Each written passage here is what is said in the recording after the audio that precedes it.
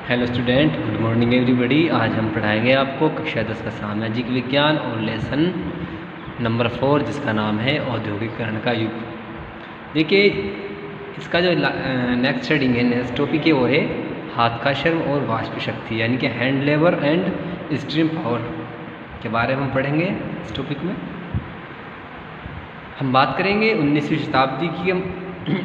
शताब्दी के मध्य की, या उस समय को हम विक्टोरिया कालीन ब्रिटेन में उद्योगपति मशीनों की अपेक्षा मानव श्रम पर ही अधिक विश्वास रखते थे। ब्रिटेन में मानव श्रम की कोई कमी नहीं थी। निर्धन किसान और बेरोजगार लोग कामकाज की तलाश में बड़ी संख्या में शहर की ओर पलायन करते थे। देखिए, जो ब्रिटेन के जो ग्रामीण लोग थे, लेबर लोग थे, किसान लोग थे, छोटे किसान लोग, वे क्या करते थे, इकट्ठे होकर बहुत बड़ा झुंड बना करके शहर की तरफ जो है कामकाज की तलाश में आते थे। ऐसी मशीनों में कोई नहीं रुचि रखते थे। देखिए, वहाँ के जो उद्योगपति थे, जो ब्रिटेन के उद्योगपति लोग थे, वे मशीनों में ज़्यादा रुचि नहीं रखते थे, जिसके कारण मजदूर से छुटकारा मिल जाए और जिन मशीनों पर बहुत अधिक खर्चे आने वाला हो। देखिए, वहाँ ब्रिटेन के जो उद्योगपति लोग थे, वे चाहते थे कि हम जो है मजदूर से काम कराएं, ना कि मशीनों से कराएं। मशीन जो महंगी होती थी और उनको जो है ज़्यादा खर्चा करना पड़ता था मशीनों के लिए, और जो है मशीन अगर ख़राब हो जाती थी तो उनको जो है अच्छा मैकेनिक नहीं मिलता था। ठीक है, मशीन जल्दी जल्दी ख़राब होती थी। तो वहाँ के जो उद्योगपति थे ब्रिटेन के, वे ज़्यादातर जो है अपने कारखानों में जो है मजदूरों के द्वारा काम कराते थे। बहुत से उद्योगों में मजदूरों की मांग मौसम के अनुसार घटती बढ़ती रहती थी।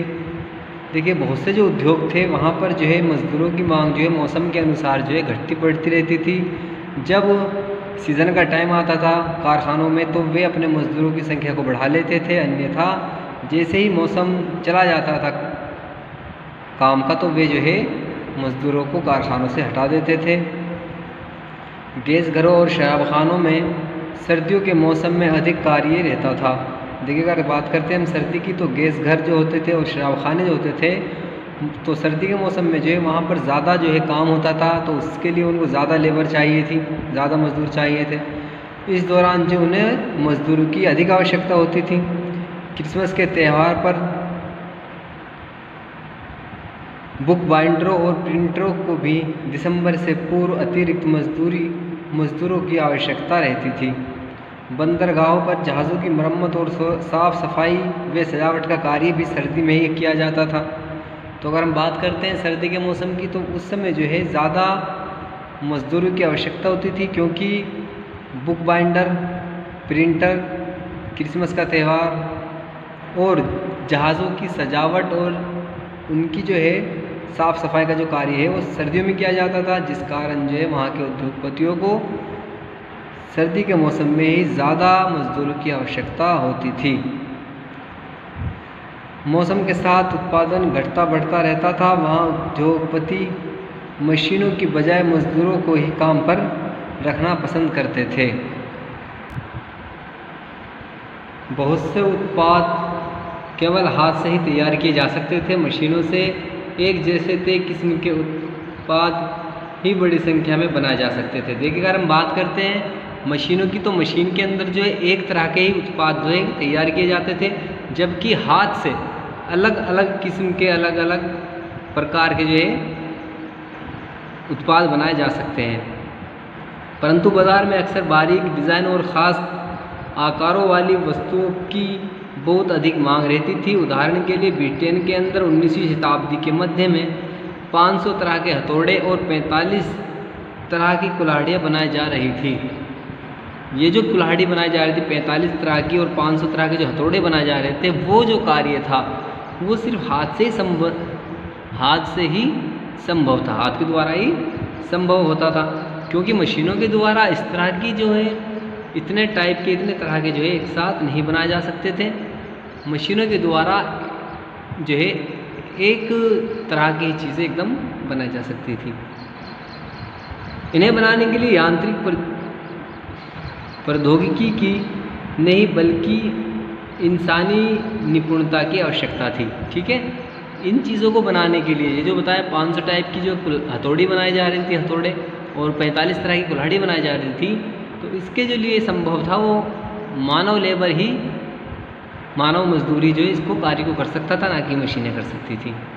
ठीक है, विक्टोरिया कालीन ब्रिटेन के समाज में उच्च वर्ग व पूंजीपति वर्ग के लोगों द्वारा हाथों से निर्मित वस्तुओं को बहुत अधिक पसंद किया जाता था। देखिए ब्रिटेन के अंदर जो है जो कुलीन वर्ग था वे जो है ज़्यादातर जो है हाथों की बनी वस्तुओं को ही पसंद करते थे, ना कि मशीनों के द्वारा निर्मित वस्तुओं को पसंद किया जाता था।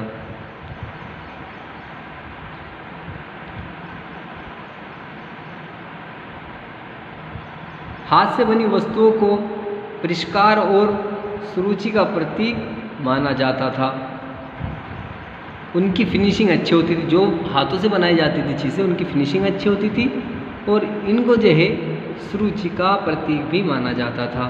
हाथ के द्वारा ही बारीक काम किया जाता था, और जो है सफाई और डिज़ाइन को तैयार अच्छे तरीके से हाथ के द्वारा ही किया जाता था। अब हमारा अगला टॉपिक है मजदूरों की ज़िंदगी, लाइफ ऑफ द वर्कर्स। अब हम पढ़ेंगे इस टॉपिक के अंदर मजदूरों की ज़िंदगी के बारे में।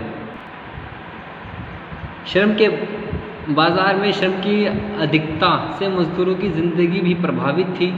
देखिए अगर हम बात करते हैं बाज़ार के अंदर जो मज़दूर बहुत ज़्यादा थे, इसलिए जो है उनकी ज़िंदगी, मज़दूरों की ज़िंदगी जो है इससे बहुत प्रभावित हो चुकी थी। सैकड़ों की संख्या में लोगों के समूह शहरों की ओर चल पड़ते थे। उन्हें नौकरी मिलने की संभावना जान पहचान यारी दोस्ती कुटुंब पर निर्भर करती थी। देखिए अगर हम बात करते हैं कोई मज़दूर अगर गांव से चला शहर की तरफ, अगर उसका कोई जानने वाला यार दोस्त या रिश्तेदार किसी कंपनी में कार्य कर रहा है तो उसको जो है काम मिलने की जो है संभावना अधिक रहती थी, नहीं तो उसको जो है बहुत सारी मुश्किलों का सामना करना पड़ता था। जल्दी से किसी भी उद्योग में उसको नौकरी या कारखानों में नहीं मिल पाती थी, या फिर अगर मिलती थी तो उसको जो है कई हफ्ते जो है इंतज़ार करना पड़ता था, और जो है वो रेन बसेरों में या सड़कों पर जो है अपनी रातें गुजारता था।